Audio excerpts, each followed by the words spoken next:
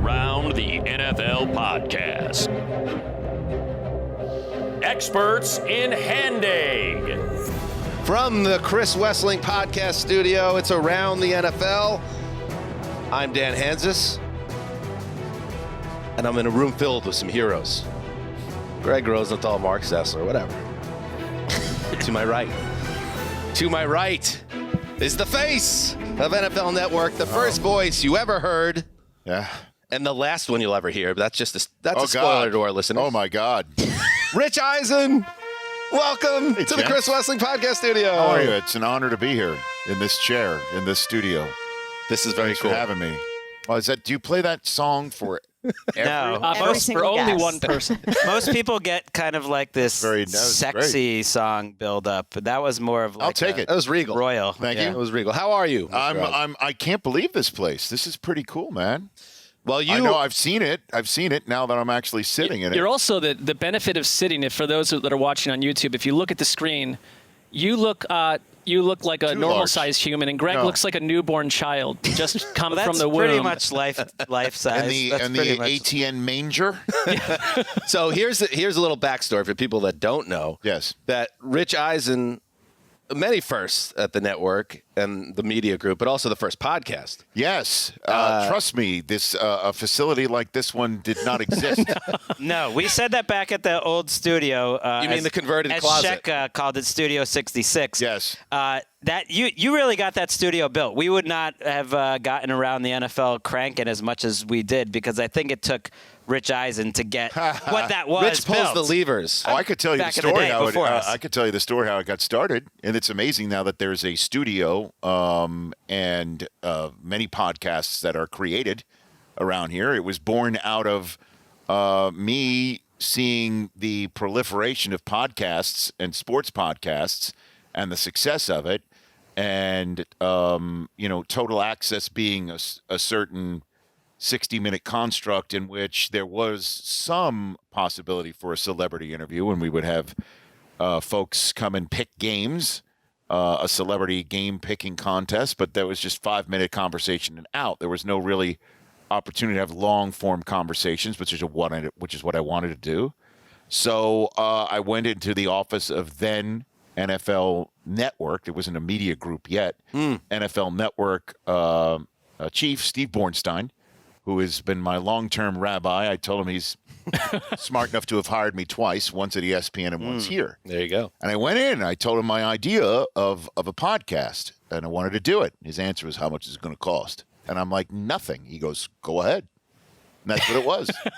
That's how it started. Go ahead. That's similar to our origin story here, where we pitched our news boss of like, can we just do it around our actual job? And he said yes, as long as one person stays on the desk at all times. So one person would be down in the newsroom while the others would be in the studio. It's a great setup. It's about optics. It's optics. that only lasted about 2 or 3 shows. Well, it's because you guys are a terrific listen and a great watch and a terrific podcast. Thank you. So in success, you start, hopefully doing what you want to do. And and it's just pretty cool. Like, again, I do walk by here and I see Chris's name on the wall, and I can't imagine what it must feel like for you guys to come to work here every day and say that you're coming from the Chris Wessling podcast studio. It must be pretty sweet. It's awesome. Special to us, and it being able to, that's the first thing we say every episode, and it's like he stays with us. And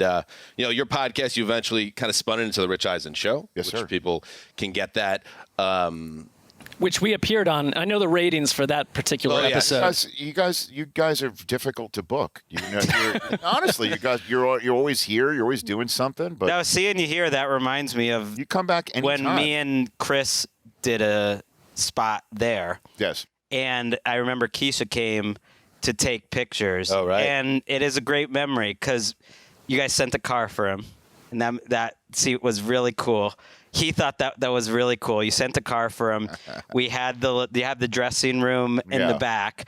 And she has lots of great pictures from that day. Oh, I'd love to see him. It just felt like he felt like, wow, this is crazy. You know, me and him started knowing each other back at Roto World, and here I am taking a car and we're on TV. We hadn't done much stuff like that before, and he always had this feeling of like, can you believe how lucky we are, and just kind of tickled over what had happened with his career. So just bringing that back up, that was a great memory. I think the first couple of times I split you guys up into twos, right? Right, that's what it was. Two of I you think guys they came. came the day before or after, right. and Greg and I don't get along, so it was good to have Dan and I as a pair. I got the heads up. Yes. It's similar to a story I can tell and spin myself into. I'm sorry. Sure, let's hear it. I'm a control freak, man. I'm difficult with the A's. I'm better at the Q's. But one of the first Pro Bowls we ever covered on NFL Network. So let me get this right. It was after the second Super Bowl we ever covered, the Eagles and the Jacksonville Eagles and the Patriots. 2005. Last time we've seen an actual repeat winner in the NFL, as a matter of fact. So we went from Jacksonville, Florida to the Pro Bowl. So we took a flight from Jacksonville to Atlanta, then Atlanta to Denver, and then Denver all the way over to Hawaii. And I'll never forget Schefter, and he doesn't drink. He wore these almost famous type shades on the plane, and we were giving him all sorts of crap. And it was just great going all the way over there. We get there, and it's for the second year that we've done this.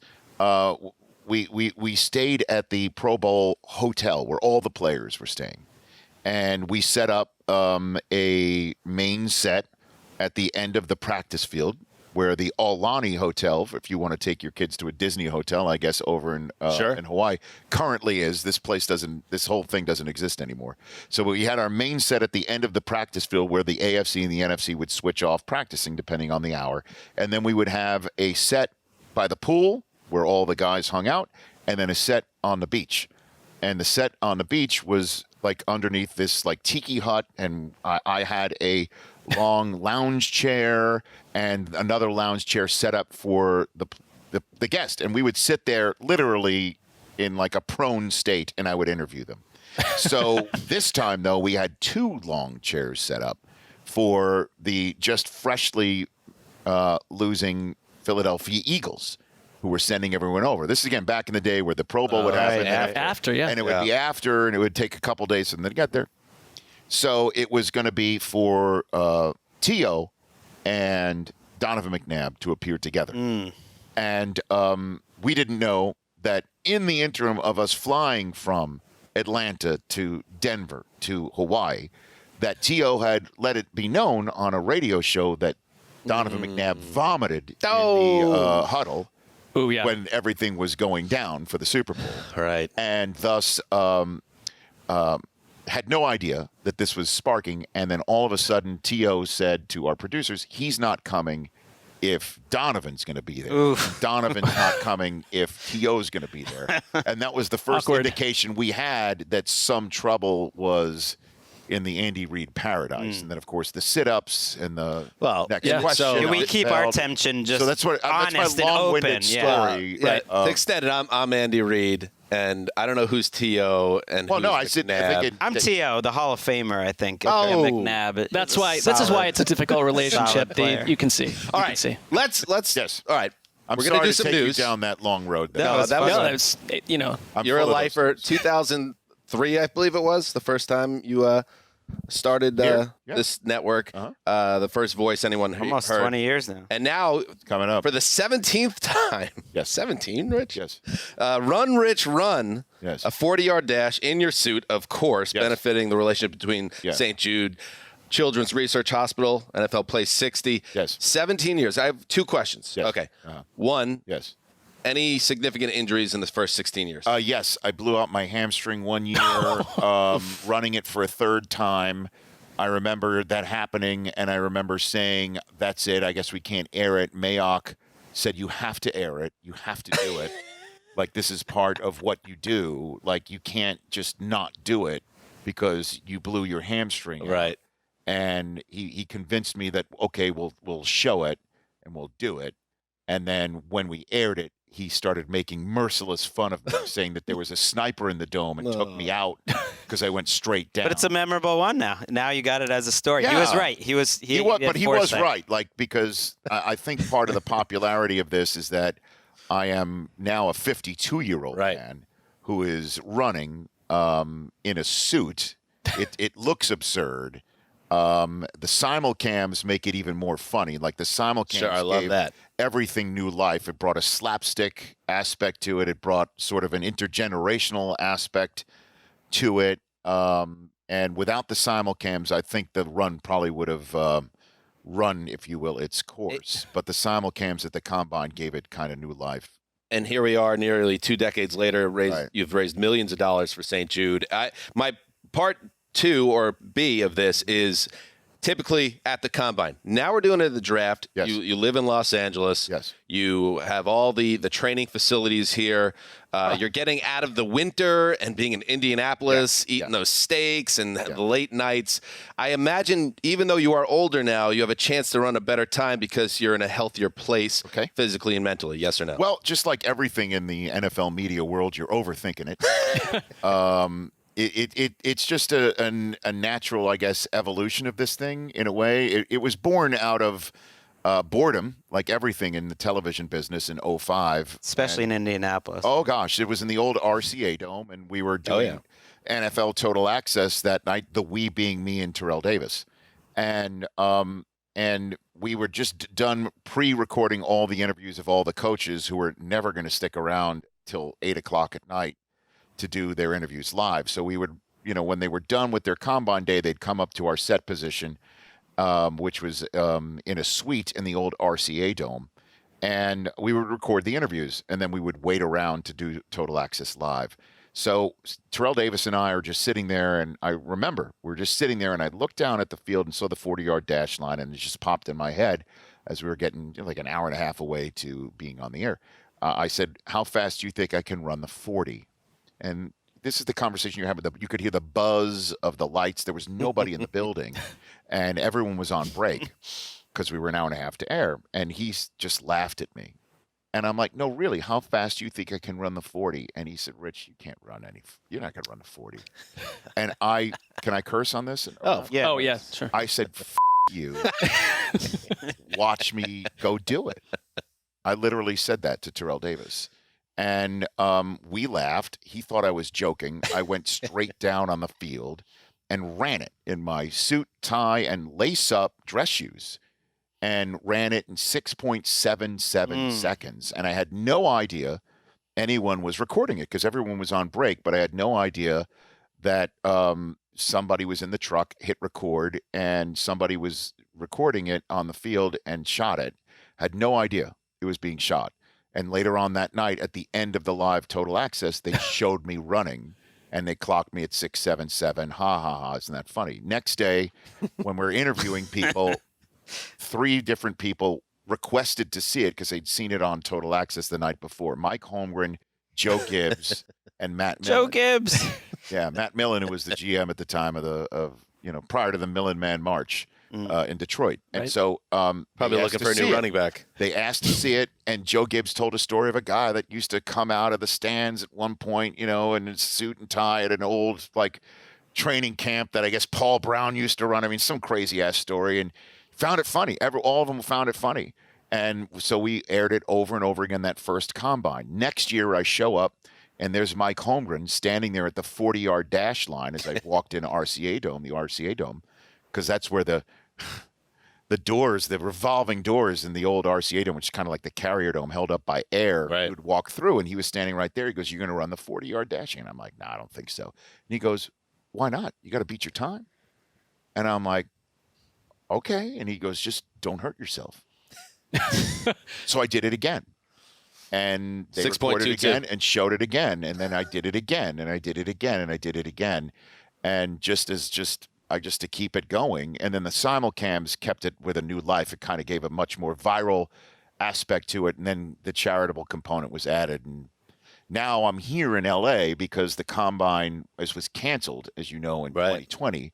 And then last year it was like, okay, there was no, well, the combine in 2020 went down. 2021 was canceled.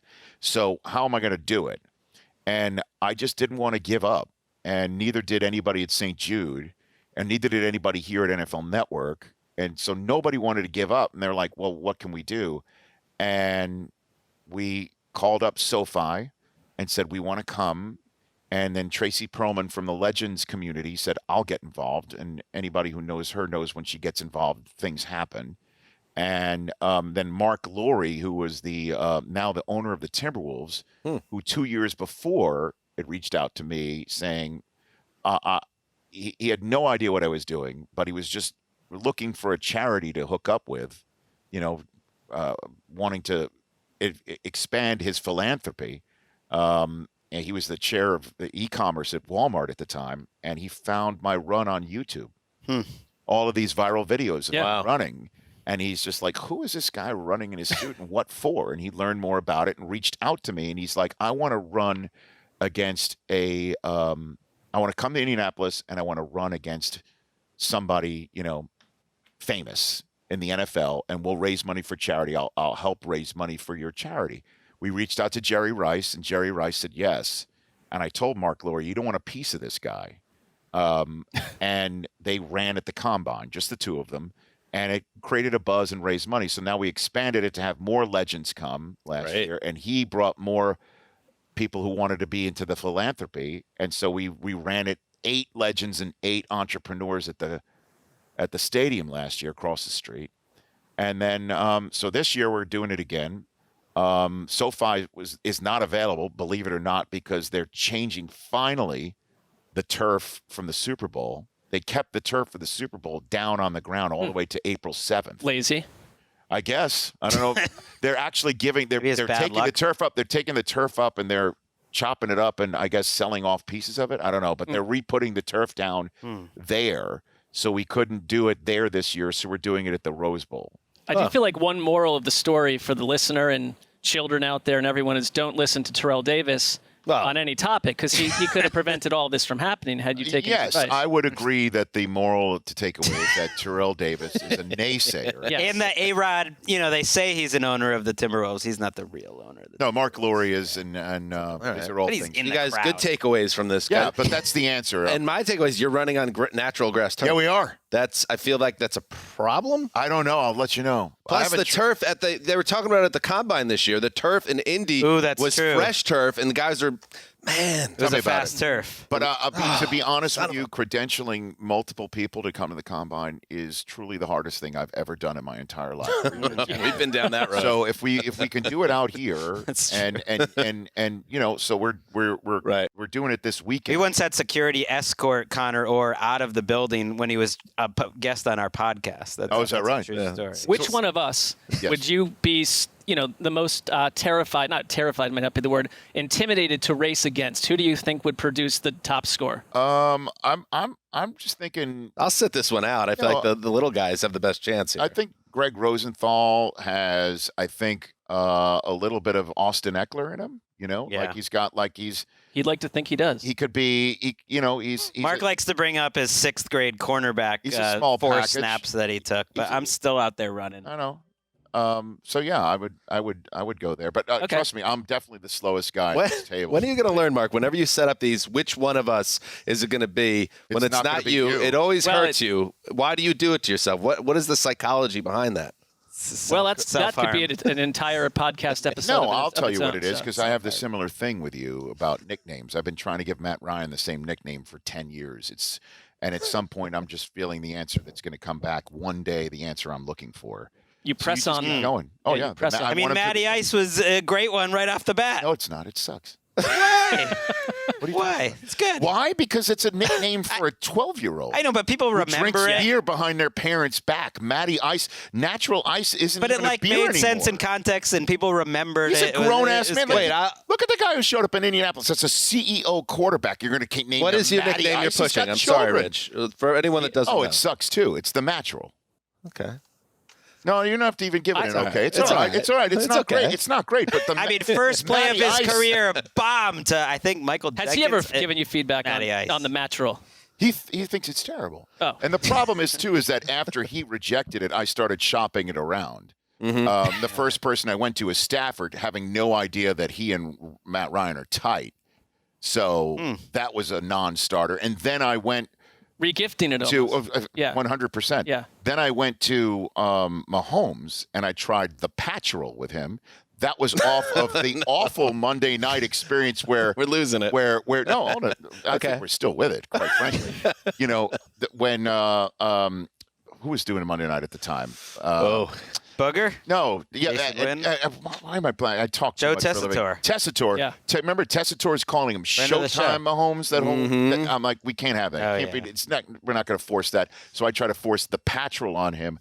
No good. He rejected that. That's when I went back to Matt Ryan. And as you know, the Letterman style of humor is to do something over and over again and then beat it into the ground. Oprah. Right. Wait, Rich.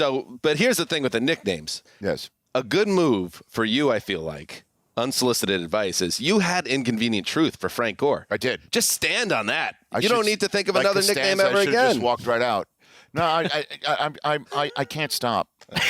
He's just acknowledged he can't stop. I can't stop. All right. Your time is valuable, Rich. We don't. It's not that valuable. Well, how about this? We're going to start the news. I'd love to get your thoughts on Deebo, because I know you talked about it on the Rich Eisen show this week, and I thought you had some interesting takes on both my Jets and our Jets, I should say. Let's do it. And another team that you think he fits with. Let's hit the news, Ricky Hollywood. With the 32nd pick in the 2019 NFL Draft, the San Francisco 49ers select Deebo Samuel. Once upon a time, Deebo was a second-round pick. I never had this production value doing a podcast, ever. Man, there's people behind a glass. Look at that. Look at this team. Like, just they're cutting cameras. I'm not even Christy sure. Unbelievable. Erica Temposi, it's an Sean all-star Kelly, group. Literally, Raver, it was a hamster wheel Chavez behind Ravine a back wall there. back in the day. Well what done. a team. Incredible. So, Deebo Samuel, this is where we are in the modern NFL. The stars that are stars with teams out of nowhere. You wake up one morning, they don't want to be there anymore. Samuel has requested a trade from the 49ers, Rap Sheet reported Wednesday. The request was submitted more than a week ago. Not a surprise. The team was aware of Samuel's feelings about his standing with the franchise. The Niners have been, Rich, trying to reach out, get something done financially as Samuel enters the final year of his rookie contract. Yes. But he's been shutting them down. He wants a fresh start, as we understand. We heard through various reports that the Niners have no intention of trading Samuel. And yet, Rich, as someone that's been around this league for a long time now, that doesn't seem to matter as much anymore. It's crazy. It's crazy. The NFL non-playing season, as we call it around these parts, this year has been perfectly summed up. We keep popping the tweet up on the screen on my show. A 4-word tweet from Stephon Diggs on the 23rd of March when Tyreek Hill, it was first reported, was wanted out of Kansas City, and it looked like they were about to oblige him. Stephon Diggs tweeted out, "The hell going on?" That's what the hell going on. And we keep on going back to that tweet over and over again because the hell is still going on. It's just crazy what's happening, and it's born out of many different things. Started with Brady switching teams and a whole bunch of quarterbacks thinking, well, the way I've done it forever doesn't have to be the way I have to keep doing it. Stafford took that route to the Super Bowl and a championship. Then you start seeing other quarterbacks trying to get out. Now you're seeing wide receivers getting paid like quarterbacks, and certain wide receivers getting paid like quarterbacks when they don't have the leverage to get out and get paid.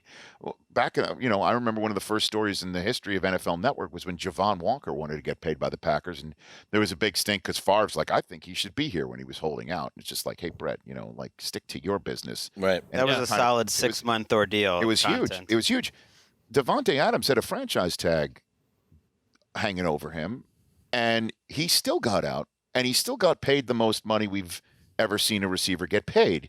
So, yes, the landscape has totally changed, and now the wide receiver landscape is fascinating in the fact that now guys who are on the back end of their first contract in the second round, 3 guys, DK, AJ, and Deebo, wanting to get paid like Tyreek Hill just got paid and like Devontae Adams just got paid, and we'll see if owners will do that. In the same way, we'll see if owners will pay quarterbacks like the Browns are paying Deshaun Watson. They'll pay him. I mean, if they can make him available, they'll go get fully guaranteed. Maybe not fully guaranteed. That's what I'm saying. Okay. Like that's what is on. That's what Michael Bidwell's on the clock with right now. He's the first one up with a quarterback saying, "I want to get paid," and the answer's like, "Of course we'll pay you, but am I going to cut a $200 million check in escrow?"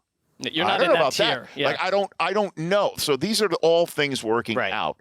The Deebo thing in particular, there's 3 things at play here. One the Niners can handle, one the Niners cannot handle, and one that needs some massaging to handle. The one that the Niners cannot handle is if he wants to play somewhere other than California. I mean, that's where the Niners can say, well, we're the San Francisco 49ers. What are we going to do? We can't fix where we play football, right? The one that the Niners can absolutely handle if it's money. If it's money, they can pay him.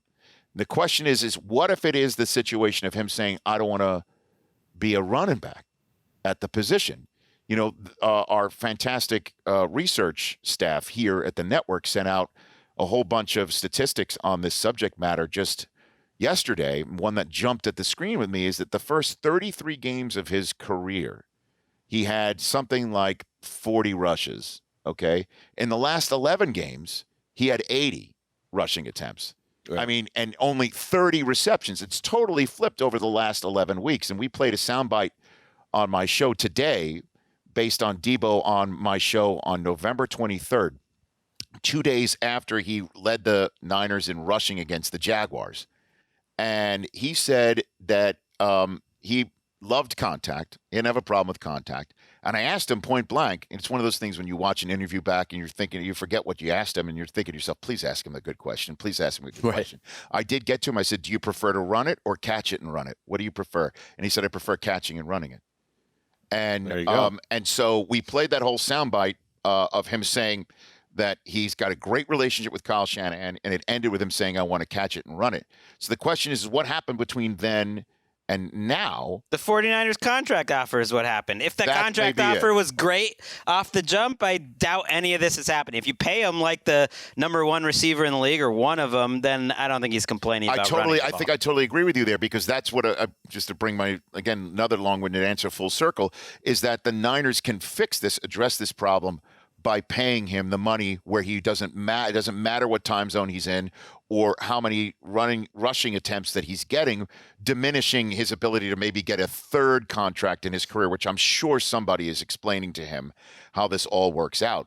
And the time when I spoke to him, when he said that he didn't mind the contact, great relationship with his coach, and I prefer catching and running over running, was that the 2 days after that 11-game stretch had just begun. So he had not been used significantly at the running back position yet in the manner in his previous 33 years since after I hung up the phone from him. So that's my take. I think you're totally right, Gregg. I think this is business, and I think that's what it's all about. And maybe the differences can be then reconciled. But it's also different business, and that's what I found really interesting about this whole offseason.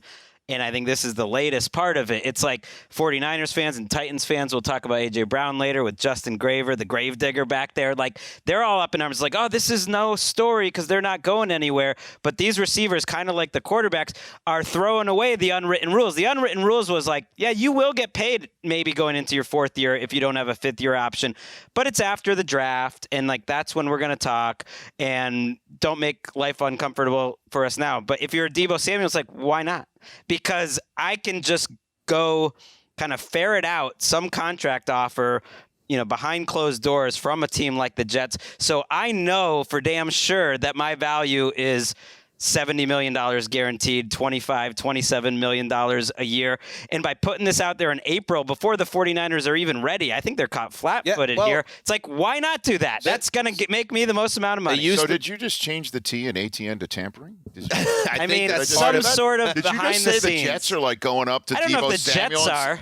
But a team is doing that? It used to be, if you're Deebo Samuel, tough cookies. You weren't a first-round pick, so you don't get that extra year. You don't get the same contract. You got to wait out this 4th year. Maybe they give you an extension. Maybe they just hit you with the tag. Maybe they hit you with the tag again. Now, Marc, things have changed where if the wide receiver has enough leverage, if he's a big enough star, he dictates the terms. And now the Niners have to react off that. Do we want to give him all this money, and with Jimmy G still tying up our salary cap, or do we look how we got Deebo Samuel? He was a second-round pick. This is a good wide receiver draft. We have these teams that are desperate to add somebody like Deebo. Do we strike? I'm sure it's whiplash for the Niners, who just get out of season where he was a stud of studs. But at the same time, you can get reeled in by the idea of starting fresh without him. Well, it's like the Ronald Reagan trickle-down effect, because you were right. It started with the quarterback scene. Tom Brady wield power and then wield fame and glory off of it. And Matthew Stafford's thinking, I can do that. If you're Deebo Samuel and you don't react and do the social media thing and scrub the account and wield your public power and become part of the news cycle, and you have other teams interested in your services, and you're starting to lobby with the idea of trading him before the draft, this was a perfectly timed maneuver by Deebo Samuel, you look dumb. If you're as valuable as he is and you sit quiet and don't get that money now, because like the old days was the contract was the contract. Now it's like if you're on fire by the end of year 3, you start a war. People have been getting those contracts for a while. I think, to be clear, I think a Deebo Samuel was going to get offered a nice contract this offseason. It just would have happened in June and July, and it would have like slowly crept up from 16 to 19 million. He's just like, no, I'm going to see if another team wants to give up 2 first-round picks and give me that money unless now. He wants to go against somewhere else, so he doesn't want to live on the West Coast, pay California taxes. I mean, that could be part of it. Sounds like it. That's the reporting. Go to Texans. I guess to bring it all together about wanting to get paid after year 3 and not go into year 4 is that's what Kyler Murray wants to do, because all you got to do is just take a look at Baker Mayfield, who went into year 4 coming off of the first playoff victory for the Browns since 1994, beating the Steelers and almost taking care of the Kansas City Chiefs. That's how he entered year 4 and exit year 4 on a podcast couch next to a dog looking for a belly scratch. And like, that's all you need to know. That's it. Kyler Murray's like, you know what? He may love animals, but he does not want to be sitting on a podcast couch next to a dog that was, looking for a scratch. That's what Baker Mayfield's doing right now. Isn't the difference, though, because we can see what Deebo's doing, and we're like, well, he's totally valuable and worth the money. When Kyler Murray has done what he's done, I mean, there's certainly a talented player there, but in general, Kyler Murray and what he's created, I look at it and say, no, that contract, you're not going to get that massive contract right now, and the Cardinals aren't rushing to pay him either. I don't know how. Look, man, he is incredibly talented. He is definitely playing above $5.5 million. Someone would give it to him, though. It's like David Tepper would give him Deshaun Watson's contract today, I think. So you think someone's going to give Kyler Murray Deshaun Watson's contract? Yeah. Like, there has to be more of a tiered element here, because it can't just be Kyler Murray becomes the highest paid That'd be quite quarterback. a gamble. That's a whole other conversation. I agree, though, Greg. Somebody would totally do that. Someone would. That's quite a roll of the dice. Watson, for all his off-the-field issues, I think has showed more as a player than Kyler. Sure, but once you get to the point where it's like, hey, you're a difference-making quarterback, I think they would be handing out that Especially money. That organization. And there's some sort of issue there between Kyler and the team that is different than all these situations. Yeah, they know him, and they don't seem overly pleased with the experience. And Kyler knows them too. I thought it was interesting this week. A couple of his teammates or ex-teammates now, Patrick Peterson and Chase Edmonds, both indicated like Kyler really wants to win and hasn't been too happy with how they were handling things anyway. Could you imagine, though, when it's all said and done, that the Seahawks go into the season with Drew Lock, Geno Smith, and whoever they might get a week from now in Las Vegas, Nevada, and then the Arizona Cardinals could potentially go into the season with Kyler Murray livid and not showing up and creating a problem and showing up in center field for the Oakland A's or something crazy like that, because you can't say that that's not possible in this hell going on world. And that at the very same time, the San Francisco 49ers could potentially go into this season with Trey Lance at quarterback without Deebo Samuel and the offense. And our neighbors across the street are like Red Auerbach, feet up on the desk, cackling with their cigars, staring at the gleam of their Pacific Coast sunlight off of the Lombardi Trophy that they just won, with Stafford re-signed and Allen Robinson brought in and Bobby Wagner behind Aaron Donald, who did not retire, with their coach, who did not leave them, with Jalen Ramsey still there, and everybody ready to go once again. They are just Mark's worst nightmare. He was worried before we moved in next to him that we would somehow become like houseboys for the Rams, that we'd be like the Rams team. Scantily clad houseboys. Your worst nightmares have come true. They won the Super Bowl in their own hometown, and now they're just going to be cruising. I mean, I also experienced, the Les Snead, to me, he's probably just walking around topless with like a big glass of wine nonstop, because if all those things happen, yes. He's just essentially changed the NFC West. And on top of it, that in this copycat league, a bunch of teams, like maybe say the Cleveland Browns and everybody else, says we're going to do the F all them picks situation, and they're not as good at it. They're going to blow it. And their roster isn't as already set up for that to work, and you're going to attempt it, and you are going to, screw it all up. So what they want to do, like their first copycat thing that everybody had from the Rams is everybody wants their own Sean McVay. And now everybody wants to do what Les Snead is doing. And nobody's going to either be A, as good at it, or B, as set up to do it. And somebody might just, F all them picks. And it's just like, actually, you needed all them picks. Yeah, it's like we spent half a decade calling ourselves like analytical geniuses. And we're going to take that approach. Then we just throw it into the blender and start over and copy what the Rams are doing. Rich Eisen, you've said it all. You could watch Rich on NFL Network, obviously. I'll be at the draft. The NFL draft is coming up. One of these. Yes, 18 drafts for Rich. 18. Unbelievable. Also on Peacock TV, The Rich Eisen Show, Monday to Friday, 12 to 3 p.m. Eastern. Also on Sirius XM.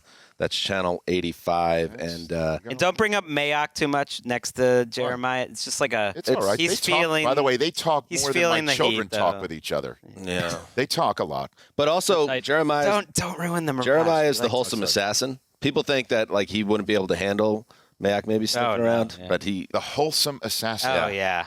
He'll cut you. That might be my fantasy team name. Rich, thank you very much, Anytime, buddy. guys. Thanks, Rich. You got it. All right, there goes Rich. We're going to take a break, and we'll be right back with some more news. All right, welcome back. By the way, Steve Keim, general manager of the Cardinals, told reporters today there was, quote, 0 chance Kyler Murray gets traded. We're hearing a lot of that. A.J. Brown, for instance, the Titans wide receiver. We heard general manager John Robinson shoot down trade rumors. He said, I do not foresee us trading A.J. Brown, which is a little different than 0% chance, but we'll say. And then you had the head coach, Mike Vrabel, say, when A.J. Brown hits the trade block, I will not be head coach of the Titans. And yet, Marc, there's still percolation around Brown, and you see it on his Twitter feed, where all the saga around him and his future is leading to certain tweets. Tweets like, they switch up on you quick. Who is you? Him. But who's they? He is annoyed at a lot of people, I think, because... Decode it for us, Marc. He had a previous tweet about, I am a diva and a bad teammate all of a sudden. LOL, okay, do what you have to do then, and so will I. I don't think it's the Titans necessarily. I don't, because they seem as committed as anyone here to pay him. So who is it then? I think it's just perception of him, people attacking him. I really do. I don't think it could be living in his mentions, which is always not a great idea. I'm just saying, when Mike Vrabel came out as strong as he's the centerpiece of their offense. Of all these discontented individuals, and half of them have just gotten paid. I mean, I just think the Titans are going to stick with him. He's one of these guys that has a reason to be annoyed with his output versus where he is. If you look at the over the cap wide receiver salaries, he sits right below Dwayne Eskridge, Terrace Marshall Jr., and Tutu Atwell. That's just, because he's the next year after. Right, but it's Atwell. He's on his rookie contract. It's the same situation as Deebo, though. Right, and these have been happening a long time. It's not like a new thing that players get contracts early. If anything, it was happening so much, they changed the rules. Rob Gronkowski and Aaron Hernandez got long-term contracts after 2 years of their career, which ended up being one of the most player-friendly contracts in history and one of the most horrific contracts in history. And they changed the rules partly because the Patriots were re-signing guys so quickly. So that stuff happens, but it's a story.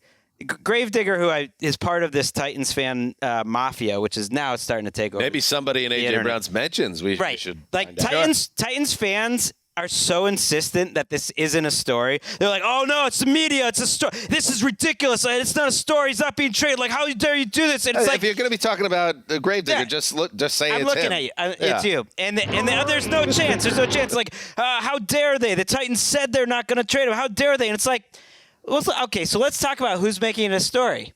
Who's making it a story? A.J. Brown is making it a story. He's the story. Like, it's his agent. Calm down, Gregg. It's his agent who starts it. Oh, yeah. But it's from them. So it really Marc bothers me. Yeah. It bothers me that fans is like, oh, how could they say this? This is nothing. This is stupid. All right, let Graver talk. And then A.J. Brown sends out his Digger, tweets. please go. He sends out these tweets. He's the one putting it out there. He's the one that wants the money. It is a story because it's a story because people talk about it and that makes It's a story because it's a But story. it's a story. Like, it didn't come out of nowhere. Who made it a story? His agent did as a strategy. Aren't they just speeding? like They're Russell speeding up. Wilson did. And Seahawks fans hated the media and they blamed everyone until the moment that Russell Wilson was traded. And you want to know why? It's because he wanted to be the whole time. And maybe A.J. Brown wants to or not. But either way, he wants to get paid. And they're the ones who started. So don't blame everyone else about it. Well, you talked about his tweet, and there is an interesting thing here because A.J. Brown removed the word Tennessee from his Titans bio, so we all have to freak out about that. And he had a tweet up a year ago. I think this was about like playing with DK Metcalf or something. And it said, "No, I'm not a package deal, LOL. I'm trying to be a Titan for life." He deleted that tweet the other day. But here's the difference. I don't think it was a story 2 weeks ago when it was like, the Jets are sniffing around A.J. Brown. Yes, it was. That doesn't come from nowhere. It comes from his agent starting to put that stuff Go ahead, Graver. into the Finish your ether. thought. I think it really became a story when the Titans' voluntary workout started and A.J. Brown was reportedly not there because he wants a new contract. But he wanted the new contract weeks ago. These stories don't come out of nowhere.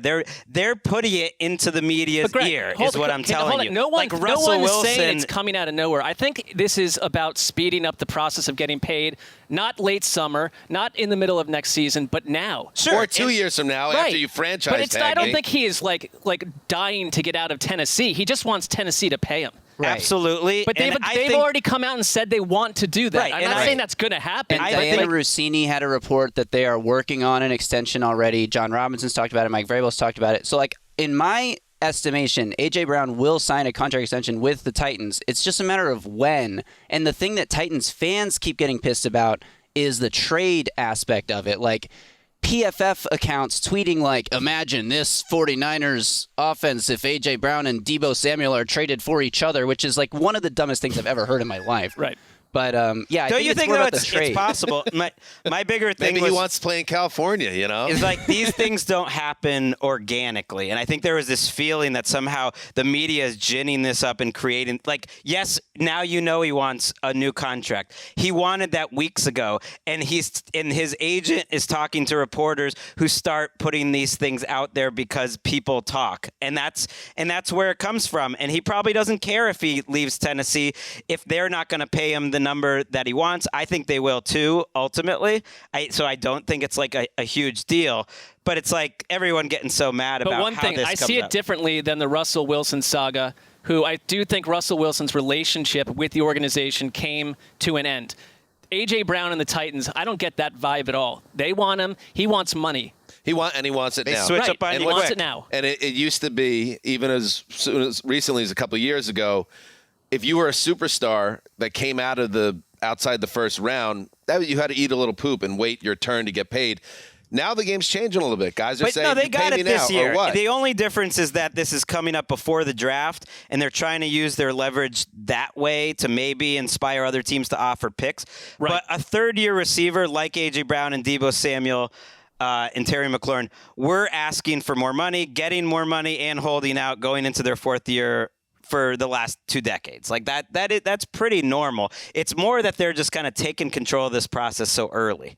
Well, Like April, essentially doing it now. so April instead of July. Instead of July. So right why are before we the talking draft. about this so much? then? Because they're trying to see if the draft can bump that number up or create something. Like they're seeing if the draft is kind of a deadline leverage point that maybe will help them out. All right. I think. Now, Slightly nonsensical. I understand where you're coming from. Makes sense. If this all ends with A.J. Brown getting an extension 14 days earlier, I'm just going to be super annoyed that we're talking about it. Yeah. So passionate. That's probably I what feel like happens. he's probably going to hold out through all of the summer activities, and then training camp's going to get here, and it's like day 1 of training camp, where's A.J. Brown? And then day 2, A.J. Brown signs huge extension with the Titans and reports. We've seen that story roughly 712 times. I agree. During our podcast. I'm really rooting for a Deebo versus A.J. Brown, or for A.J. Brown trade, though, just so he can replay that. I feel like if the Titans, you never know. The Titans go down a certain path of dysfunction, we could get Graver to just lose it on the podcast because he's so passionate. So I'm rooting for chaos. That's what I'm rooting for. Sure. There is something. They don't have a ton of cap space. They're not maybe the most cash-rich team in the league in terms of guaranteed money. Want to put out, there's something. No, so They now you're coming also- over to my side Now of the things in that escrow conversation. thing matters. They also cut Julio Jones with a post-June 1 designation, which means they get $9.5 million in cap space back, Sure. but not until June. So they can't. I mean, I Okay. don't know how the cap- I feel good about where this is headed. And Deebo, I feel a little differently. The AJ, we'll see. All right, Ben McAdoo, he's a rock star. You remember that. Jay Glazer report. Matt Rule's job depends on hiring a rock star offensive coordinator. That became Ben McAdoo, who was something of a resounding Hair looks like he's failure. a rock star. He kind of looks like he could be in a band. Well, let's get one step at a time here. Let's start with Ben McAdoo, offensive coordinator of the Panthers, QB needy Panthers, it seems, to many, most, if not all. Ben McAdoo's up there on the podium talking about Sam Darnold, and he has a little slip up. We're going to play you the beginning and then a little later in the presser. Sam is our starting quarterback, yes. One of the things I've been working on is being better talking to you people. So, announcing the starting quarterback here, I just put my foot in the mouth. So that wasn't something I should have said. I don't think it matters that much because technically he is the starting quarterback. He's the incumbent. He was the starter last year. And it's either him or PJ Walker. yeah, at the you could moment. if you want to read into it, go ahead and read into it. That means they're not drafting a quarterback next week. I'm not looking at it down that way. I'm more plugged in on. I think Ben finally found a look that works from him with the lettuce right up top, the part down the middle. He likes it long. There's nothing wrong with liking it long. And I think he's found a look that much better than the fluff look, like the Bieber 2012. Yeah, he went through many phases that were unacceptable. And the slick back look, the greaser look, that wasn't for him. But I think he's found something right now with the center part. I don't buy the idea that he's a rock star. I mean, I also think that if you go through the next season's voyage with Sam Darnold as your plugged-in starter, you're probably not going to be working anywhere a year from now if you're an offensive coordinator. So if that is their plan, which it is not at all, they've got to come up with something else. It's like nothing other than doom, no matter how nice his hair looks and how shiny his hair looks. I assumed it meant nothing like you, Dan, that it was had just good like shine. a random slip. Like, of course, he's a starter. But him actually apologizing for it in such a way made me wonder, maybe there was something to it. Because, like, why would he be apologizing if it meant nothing? Maybe they are entering this month at least with the possibility that Sam Darnold might be their starter. Because I guess how could they not? They don't know if they get a rookie, is he going to be a bum or not? You don't really know until you see it. And they don't know if they're going to have Baker Mayfield or not at this point. You think Rich is kind of hit on it, and I got a vibe maybe. The fact that SoFi is ripping up or pulling up their artificial turf, and he has to do the run Rich run at the Rose Bowl. I wonder if he was like behind the scenes really mad about that because he had the turf in Indy that was great. He wants to run a sub-6.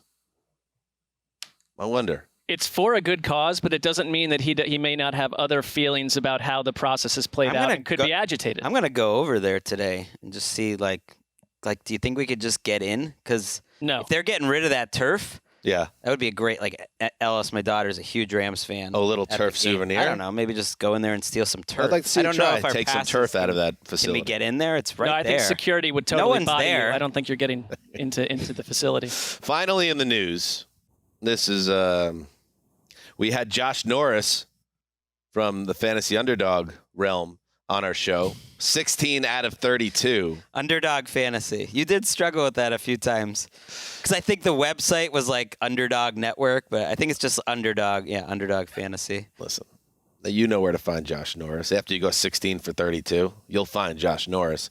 Anyway, Bud Light, a partner here with the NFL on the draft, is offering $15 million if you can correctly predict all 32 round selections ahead of this year's NFL draft, which is ludicrous, quite frankly. So I thought what we could do to kind of raise our profile a little bit, and knowing that no one would ever be able to do that, because Josh basically topped the best you could do is half. I don't think you could do much better than half. Ricky, I want you to send this out to all major media outlets. Actually, can I get the trumpets? Give me the Eisen trumpets. The Around the NFL podcast will give you $115 million if you go 32 for 32. Just send your draft selections to theatnpodcast@gmail.com. I mean, we have it in escrow, so this is escrow. Legitimate. We'll even throw in an NFL podcast hoodie. I think there's a couple in a box upstairs in one of the shadowies. We used to have, back in the La Cid era, we had a lot of glossies, 8x10s, that we would sign for, and then Ricky took over, and I think she burned all of them. We also sent out... anything with Sydney's, if we could track down one of the old La Cid 8x10s, we'll sign that as well, with the $115 million in escrow. Maybe she took them with her, La Cid. Maybe we also sent as a gift once a 2006, and this was long after 2006, a 2006 Tennessee Titans media guide.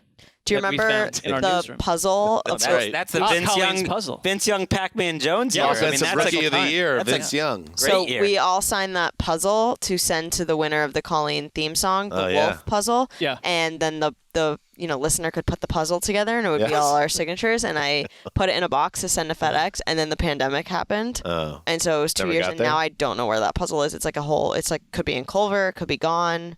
Oh, you never actually sent it out? No, we got locked at home for 2 years. All right, so don't hold your breath about the 115 large. Yeah, well. If you hit 32 of 32. But just know Bud Light ain't got nothing on us. That's what's happening in the news. We got to talk some more draft. The draft is 1 week from today is the first round. Can you believe that? We're going to be in I'm annoyed now. Are you? That was previous me. Annoyed about something We're previous. going to be at the draft for the first time since, I believe, the old New York days. Well, Dan and I went to the Johnny Manziel draft. Yeah, you guys went in Cleveland, and Wes and I were back in the studio. That was no, it was in New York. 2014. Yeah. Radio City. You departed after sitting in those small Radio City seats with a back injury. Neck injury that I had for about 2 years. Pending litigation, perhaps, with Madison Square Garden and Radio City Music Hall. Yes? No, go ahead. No, but we're going to be at the draft in Vegas. We're going to have a show, draft night, backstage, as I understand, at, where's the draft? Allegiant Stadium or in the surrounding territories? No. It's at the Bellagio, at the Fountain. It's at the Bellagio. Right? The I don't know. We're in the Fountains. It's topless. It's close. It's at some It's at the big theater fountain. right there. They're coming through, but it's not like inside the Bellagio or anything. Yeah. I looked for this. So we're going to be there on Thursday night for the first round. We'll maybe even talk to some first-round picks. Marc was hoping we get some offensive linemen, some D tackles, some run stuffers. So I just want to dig in. Yeah. So that's exciting. And before that, let's have a conversation. When you look at the draft and the strategies where teams are expected to go, the speculation, it's now reached a fever pitch, as it always does by this time of the NFL calendar. And yet, sometimes that feeling that people have is a bad feeling for a team. So this segment is called No, don't do that. That's mine. Everyone's going to do one, including Gregg. Our own line reading. Yeah. It's a good, I think performative chops. after you introduce the idea. Yeah. I think that's good. Show a little improv, and that's behind the glass, too. I want to get I got to get Christy Stapleton, get her on the mic for that, for mine. But so let's go around, and this is kind of one last chance at advice for teams that might be leaning a certain way and a way that would end in doom. Marc, get us going. I have seen all the mock drafts, and the vast majority tell us that Dan Campbell and the Detroit Lions are going to go defense, and let's just keep, adding big, thick men to both lines on the ball. And I'm telling you, they would be at various times, not on the field. I want the Lions, Marc, who so crazy. They're halfway there. Please stop. They're halfway there of being a super interesting team. Half? I thought that they were the most fascinating, sucky team I've seen in years a season ago. Here's what I'm saying to the Detroit Lions. Do not pass on the idea of just rolling the dice and drafting Malik Willis. Just do it. I don't care about Jared Goff. I don't care about drafting some sort of edge rusher. Wait, so your thing is yes, do that? Do that, so yes, don't pass. This is your idea. No. Do not do that on passing on Malik Willis. Oh. The old double negative. Well, this is connected to yours, so we can have a nice conversation. Do not draft a defensive tackle / edge rusher. Erica Tamposi to give me a line read. Are you going to tee it up or you want me to just do it. Okay. No. Don't do that. I would say drafting Malik Willis. That was my first one. So we are on opposite ends of the aisle here. Don't draft Malik Willis. Don't draft Malik Willis because we have so much institutional knowledge, potentially, that this is not a quarterback class. And that reeks to me of a team with a need reaching at number 2. If I'm the Lions, my move would be to try to get the hell out of the number 2 pick if you could trade back. And if not, your roster is not halfway there. Maybe they're halfway to being interesting, but they are less than half. They were like a tenth of the way there to being a Super Bowl contender. Just go get the best player on the board. Jared Goff is a perfectly respectable bridge quarterback. You're not contending this year anyway, so why not stick with Goff, who's under contract anyway, add more players to the draft, and then next year perhaps you go get that quarterback either through the draft or free agency, a guy that you really love. Now, maybe they love Malik Willis. Maybe that is part of this conversation. Then sure, if you really are in love. But be careful to talk yourself into it because you need a quarterback. Well, if they don't like him, then they're not going to do that. But the idea that we all know that Malik Willis is just going to flatline or be a glass of warm milk. I'm going off everything that we've heard about his college career and everything we've heard from draft experts. He's the one quarterback in this draft with upside, though, with a real ceiling. And I don't like a team in year 3 of a regime. Next offseason, they still don't know who their quarterback is. Right. It's like that bridge is getting long if you have Goff and nothing else this year. I just would say you meet in the middle. I don't think there's much of a chance. We never know going into it just about anything, but I just don't get the sense there's much of a chance Malik Willis could go number 2. What about what you could imagine is them getting Aiden Hutchinson, the local guy, at number 2 because Trayvon Walker goes number 1. Beautiful. And then you use all these picks you got. They have 32 and 34. They've got 66. They have 97, which is compensatory too.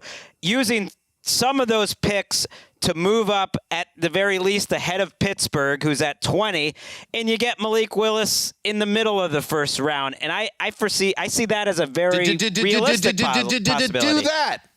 Do it. That marries our ideas, but that also presumes that you can get him in the middle of the first round. I think that's risky. I mean, you've got the Carolina Panthers sitting there. Other teams could trade up. He's obviously not going number 1 unless the Jaguars trade out of that pick. Their phone's not ringing according to Rap Sheet. So, yes, that's the only scenario where you definitely get your guy.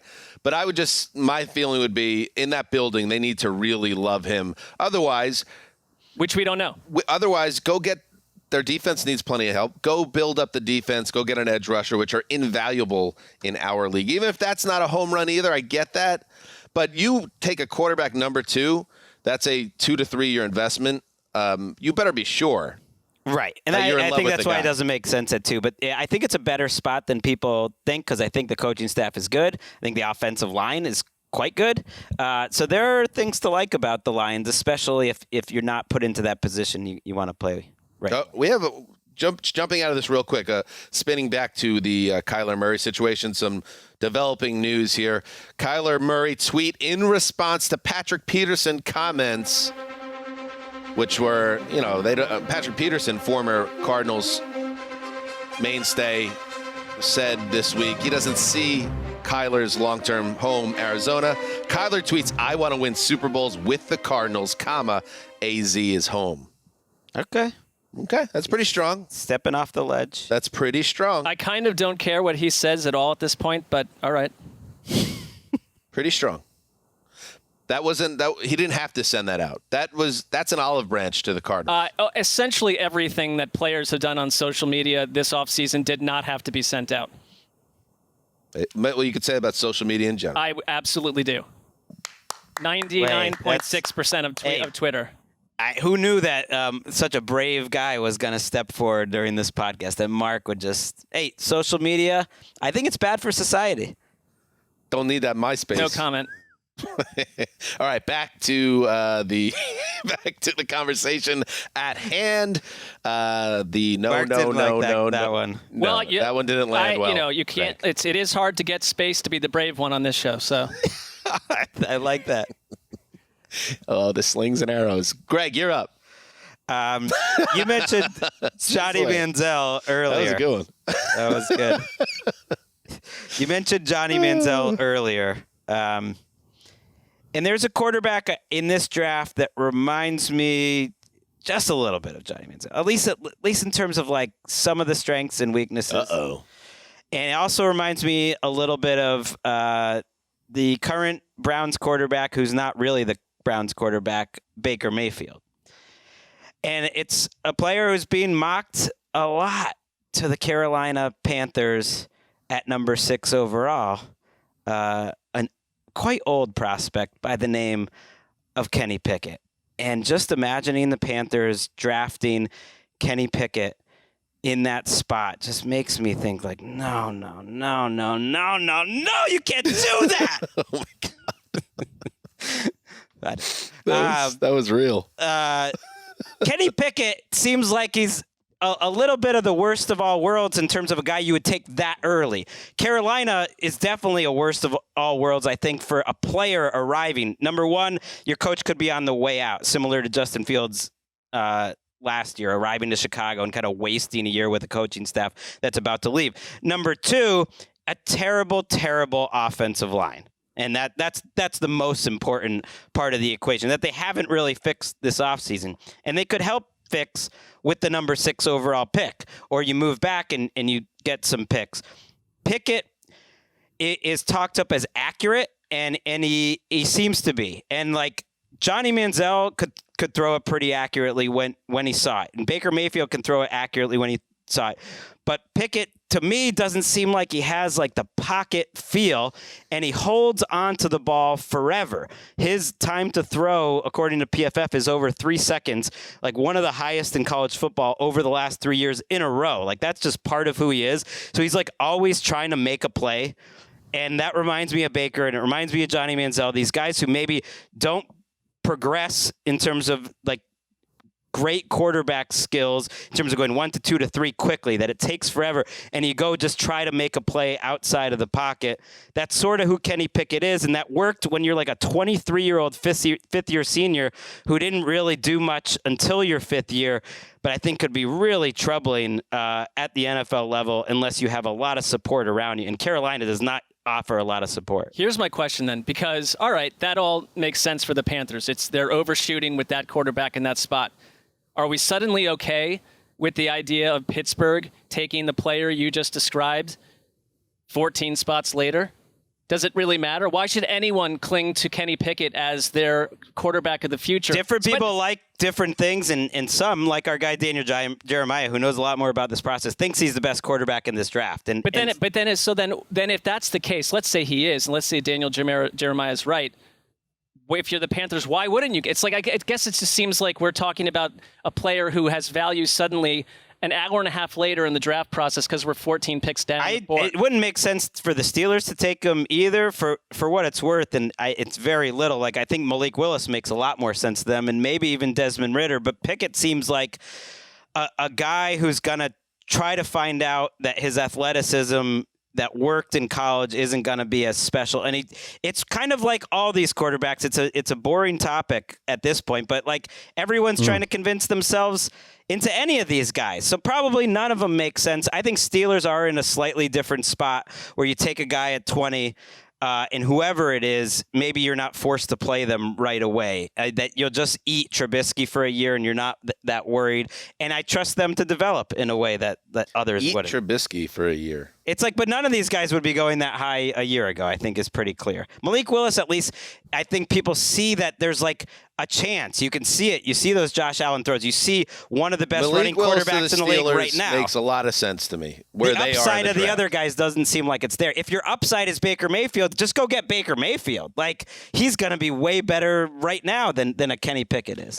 I'm feeling cynical because like the pre-draft quarterback talk is like correct about 12% of the time, it seems like. So it's like, who really, what?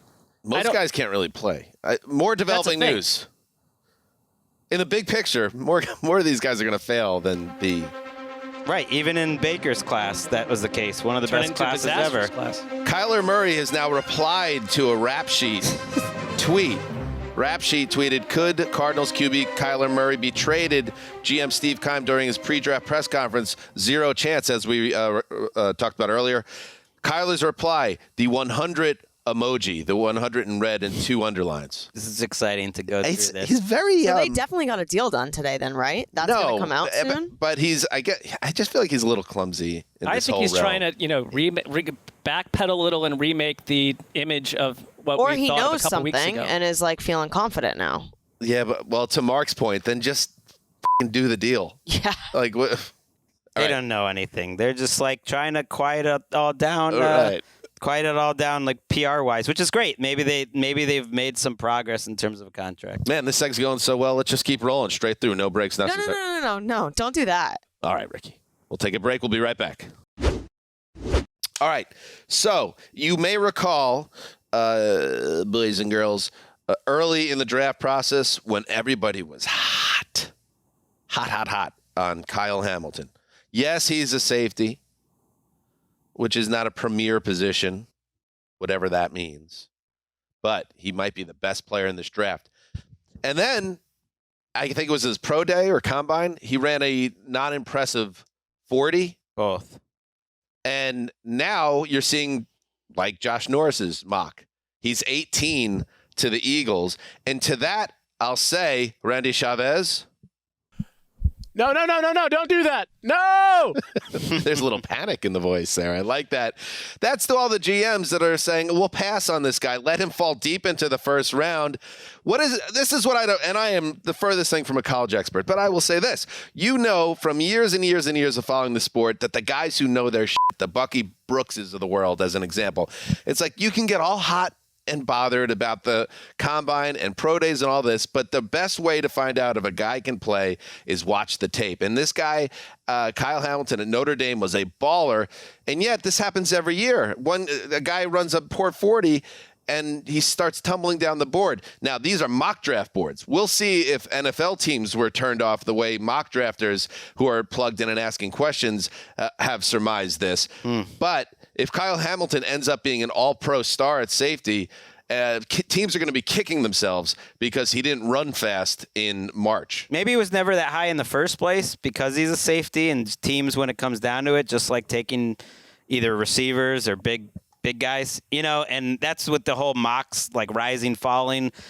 It's become almost cliche now that it's less rising, falling, and more just like the pros, the coaches enter the process, the GMs, and we actually get a feel of what they're actually thinking. And maybe Kyle Hamilton was never there, but I'm with you. It's like overthinking it in a draft where it seems like there's no surefire home runs. Why not take the guy that has the best chance to be an all-pro? That like a double. Who cares if it's positional value? Like that part doesn't make a lot of sense to me. There aren't a lot of players that started out in most mocks, unanimously top 5 and viewed as sort of a rock solid like hit, and then they tumbled the way they did, and it says a lot about the position. But I think maybe a team will surprise us and go a little earlier with him. All right, anybody else got one? I got too many. I guess just since we should do it, I feel like we haven't had like almost the cliched conversation.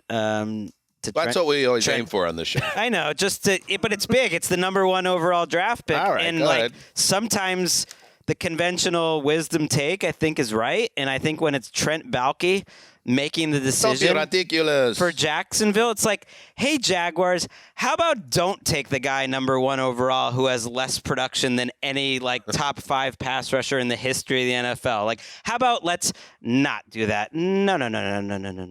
Don't do it. Do you trust them to, that was to a not little condescending. do that? I like the condescension. It's just like let's not say, oh, it's the Georgia scheme and he's good at run defense. It's like, and all that's true. I'm sure it makes sense that some physical. Did you say Trayvon Walker? Trayvon Walker, yeah. I'm sure all that makes sense that he's got these tools that are crazy. He's a physical, just total freak, and that probably means he's going to be a halfway decent pro. But at no point has he ever been a great pass rusher. Let's not take him number 1 overall. Well, take someone else. Take Aiden Hutchinson. Who's the equivalent? Who is there an NFL equivalent in recent years that similarly? Daniil Hunter, but he got taken in the 3rd round, or Justin Herbert maybe wasn't off the map, a totally different vibe, but. I mean defensive edge rusher, for instance. In terms of what the kind of player I think Trayvon Walker can and maybe would be more like Clowney, who did go 1 overall. But Clowney was an incredibly productive college player. He's more strong. He's going to be stronger and more athletic than he is a pure pass rusher. But I don't know. I just don't trust the Jaguars to make decisions. He's the opposite. What made Clowney such a exciting prospect was, of course, the famous hit on the running back in the backfield. He was this guy that people were talking him up like LT because he had excelled so much in college. He was player of the year. He was player of the year. Trayvon Walker, for the Jets, for instance, he could fall to them at 4, and I could see them getting sucked in and taking him, and I just don't know how I would feel for this very reason. It spooks me a little bit for a guy not to be a college star to expect him to be a professional I'd almost star. trust the Jets a little more, if only because Robert Saleh's defense makes sense to me. They're a defensive scheme that takes big, strong guys that are maybe a little unrefined and tries to simplify it and just says, go. And that's what this draft is, and that's what he could be really good at, I think. Just sort of like a bowling ball that messes a lot of things up. Maybe you don't get a lot of sacks, and they could coach him up. I just sort of don't trust the Jaguars to take the boomer bust guy because everything they've done as a franchise for the last decade has been bust. And that matters to me. Aiden Hutchinson, a lot of people mocking him still to the Jaguars. Malik Willis, maybe to the Lions. Yeah, maybe Trayvon Walker ends up on the Jets. That's why everyone's saying this first round, there's not slam dunks in it. There's going to be risk. That's why people are trying to get out of the first round. Teams are trying to get out. The first 10 picks, I should say, of the first round. People are trying to deal out of that zone because there's way too much risk involved with these picks. People get fired for missing on top 10 picks badly. And this draft especially feels like Mark 1 where you can get canned by taking the next Vernon Golston, for instance. I've got one for you. All right. Mark's all business today. I like the edge to you right now, Mark. Ever since I said brave, which wasn't I'm totally checked out at this point. It wasn't a commentary on anything. It was more just a silly joke. There's a team that obviously is like a player away. They are maybe a player or 2 away from Super Bowl glory. And they should see themselves that way, even though their general manager today said it's not Super Bowl or bust. Nonsense. Yes, it is. Everyone in Buffalo knows that it's Super Bowl or bust. The piece I think they're missing is having Josh Allen have to be the centerpiece of their rushing attack. I know you have Devin Singletary. They tried to get J.D. McKissick. That went south. He would have been a great situational player for them. There is a player out there who is viewed as the unquestionable high-volume runner who can score from anywhere on the field. He's a 2-time first-team All-American. He has the college production we're talking about in every possible way. And what I don't want the Bills in this spot to do is to try to get too cute and outsmart all the mock drafters who have essentially mocked this player, running back Breece Hall from Iowa State to Buffalo. For them to say, if everyone says we're going to do this, we're not going to do it. Hit it, Sean Kelly. No, don't do that. Okay, let's try it a little differently. Give me a second. Give me a second take. He doesn't. I like that, but let's just give me a different flavor. No, do not do that. Let's pretend you're very angry. Okay. No, do not do that. All right, that's the vibe. So that was believable. That felt like that's the vibe. That was a very much like Sean has used those exact words in that same tone to his mom when he told her to like clean up his room. I was going to say his college girlfriend when she was like, I don't think long distance is going to work. Right, this is not, no, there's, I know you had a nice experience. I'll love you, and I'll always like, give me one more, Sean. I'll love you, and nothing is going to ever change that. Like, you'll always have a special place in my heart, but I just think this is the time where we need to go our separate ways. No, you cannot do that. Well, let's not improvise. Thank you, Sean. Got to get a little flavor. So, but back to, so Marc, yours are bending my brain a little bit. So yours no, do not do that.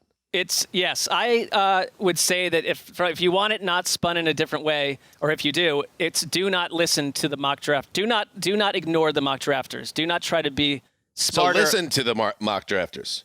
Essentially. Do what everyone thinks you're gonna do. Well, the worst thing about this is that I vaguely came up with this second idea yesterday. You came up with it. It was a winner. It was a winner. I'm just coming at it from a We talked about this with Josh. This very situation. Right. Breece Hall and the Bills. It makes plenty of sense. But this also comes from me suggesting that we've talked about that they, like if Christian McCaffrey were ever truly on the market, that the Bills doing that deal and getting that done would turn their offense into something psychotic. I think Breece Hall and Kenny Walker seem like guys if they were in a draft 15 years ago, they potentially would be top 10 picks, and they're like totally ignored. So that part of it I like, but then I also look at the Bills, and I think, why did the Bills not win the Super Bowl? It's because Sean McDermott's defense stunk, and it sort of got ignored. 12 seconds. Had a good season, but they got lit up for 500 yards. They don't have a second outside cornerback right now. They have Tre'Davious White and really nothing else. So I'm almost certain they're going to take a cornerback in the first 2 rounds. Yeah, I guess, maybe they'll take a running back first and a cornerback second or vice versa. But, man, they need help in the secondary. It's like they did it on offense. You guys did it, and you never want to risk getting stale and just resting on your laurels on one side of the ball. But I feel like the offense is going to put up points. They're going to score 30. It's the defense. If they could add a couple more difference makers there. So hold on. Here, I'm going off of their actual actions. They thought they had J.D. McKissick, who is a better player than I think most people. No, I think it makes sense. It's like, but that's like a third down back. I feel like you could get Dalvin Cook's brother, what is it, James Cook, who looks awesome. I feel like people are overthinking him just because he didn't have crazy production. He looks exactly like Dalvin Cook. Just draft him earlier. Well, Ozzie Canseco looked a lot like Jose. I get it, but he runs and catches the ball beautifully. And he'll be available maybe in the second round is all I mean. I just address the position, but if they think he's special, the defense, yes, but how about add strength to strength? You know what? And we also trust them as team builders. Gregg, I don't agree with it, but Gregg had their brain trust, Sean McDermott and company as #1 in your GM power rankings. That's right. Over the Super Bowl champion, Les Snead. In hindsight. And you got an earful from a certain high-ranking figure within the Rams. I mean, that's for you to throw out there. But, yeah, I think it just shows how important the GM rankings are. I mean, they send shockwaves throughout the industry. Kevin Colbert was very high. I'm going to wrap up with just one more quick one. And he was on our show. And the high-ranking owner, by the way, was Stan Kroenke, high-ranking official. Me and Stan are tight. Kevin Colbert wants to leave the Steelers in great shape. We talked about that scenario earlier where maybe the Lions can trade up ahead of Pittsburgh to go get Malik Willis. And I just think Kevin Colbert, if you're thinking Malik Willis, and it really feels like Mike Tomlin would like that idea, and for my own enjoyment, who doesn't want to watch Trubisky for 17 weeks and likes the idea of a future Steelers team with one of the best running quarterbacks in the NFL, which Malik Willis will be day one, like Jalen Hurts, but more, like somewhere between Jalen Hurts and Cam Newton as a runner and just crazy arm strength. Don't wait for Malik Willis. Don't do it. I think you're probably going to have to move up, whether it's to 12 or something. It's not the Steeler way. They've never done it. They always just sit there. He famously sat there and waited for Ben to come to him. But I don't know if waiting for Malik Willis to come to you is going to work. And when I think about this is what I think about, Justin. No, don't do that. I like it. Very good. All right, we got Malik Willis fever. All right. If he does all those things, then like 2 years from now, people are going to be annoyed that Detroit didn't take him. Just saying. That's a fair point. Like, I just think of course.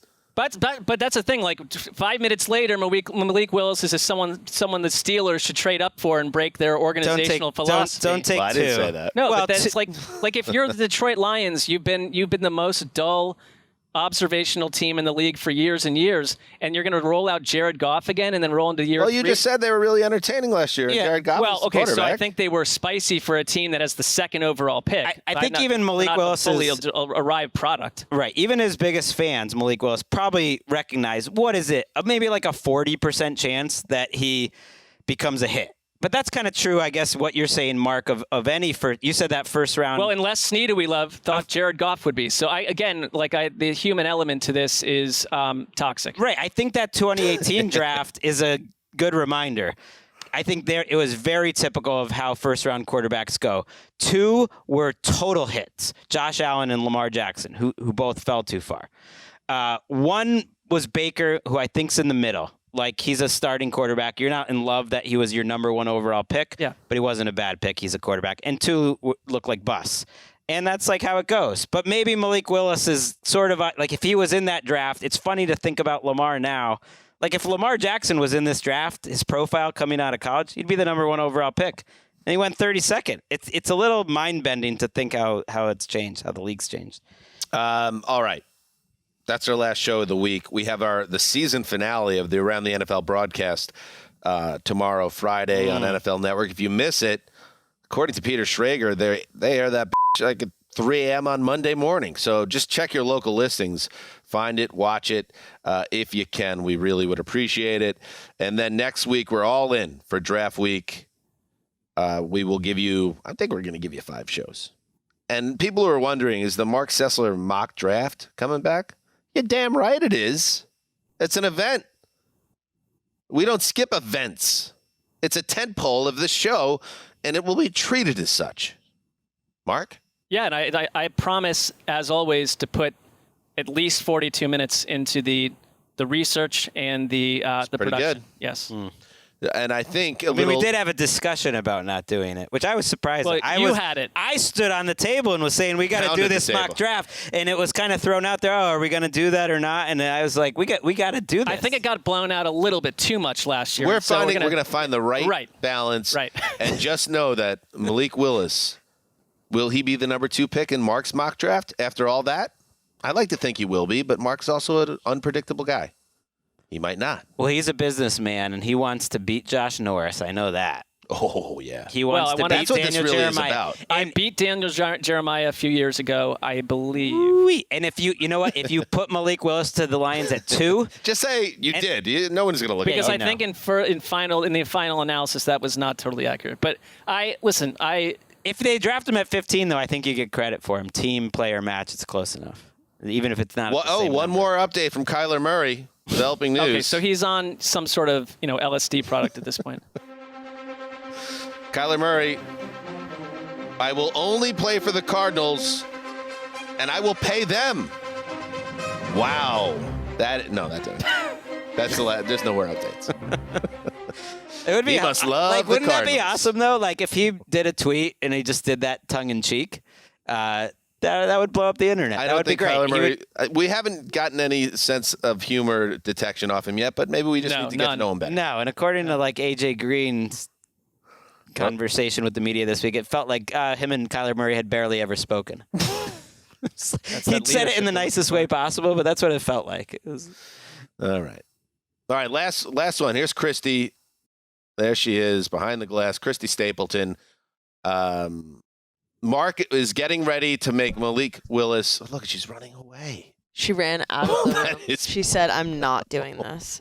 And ran. That's like, it's like that dream you have in high school where like you're giving a speech to the class and you realize you're in your underwear. That's the way she just reacted. She sprinted out of here. I think she just heard a car start. She's trying to sneak back in so you can't. All right, then. Well, she had her chance. So it could have been a star, and she like, punted. Hey, this life in front of the microphone. Hey, it's not for everybody. It's only for the real heroes, the brave ones among us. That's one way to put it. Where were you going with that? I don't. Thank you for Sometimes you listening. just say things. Until draft week. Stan Hanzus signing off for Rich Eisen the Face. Thanks for joining us. Rich, the old boss, Quiet Storm, Ricky Hollywood, and the whole gang behind the glass. Christy, I have to say I'm disappointed. Till Tuesday, heed the call.